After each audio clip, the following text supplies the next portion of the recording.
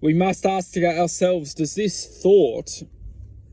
I feel that this thought is going to serve me justice? If not, then we just come back to the heart's existence and start to live our lives with our love and joy and positivity.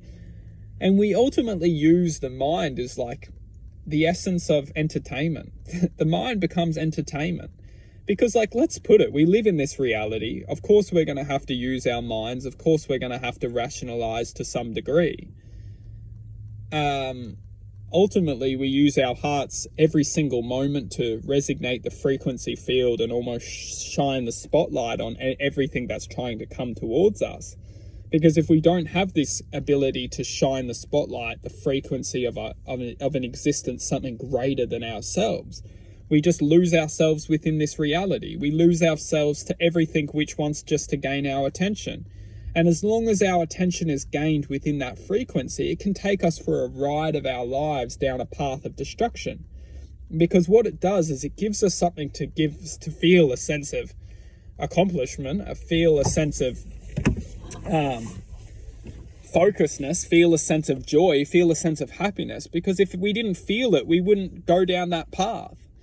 But what it doesn't give us is it doesn't give us the rope or give us the chance to see the path of which we're going. Because if it gave us a rope, right, and it said, okay, go down this path, go down, have all the pleasures, have all the joy, have this existence, but we know that we're actually going down somewhere that isn't true to ourselves, for example, holding a rope and going down this path. Because why would we be given a rope? Maybe so we can understand that we're going to have to come back at some stage. Because the path which we're going down, the mind knows that it's leading us down a path of destruction, so then we can get to a point where we feel like we can't go back. We feel like we can't come back to the true nature of our existence, which is love. It leads us down a path so deep that we feel that we can't connect to our hearts anymore. And then at that stage, we become at the pit of deceit. We feel that love doesn't exist. We feel that this world's awful. And then we ultimately just become creatures of anger and disgust and hatred. It's because we essentially feel like we've been given up on. And the only way we get down this path and get to this point is by the mind giving us what we wanted in the first place. We want to feel happiness, we want to feel love, we want to feel joy, we want to feel contentment. So if the mind didn't give us these vibrational experiences, we wouldn't have got down that path in the first place.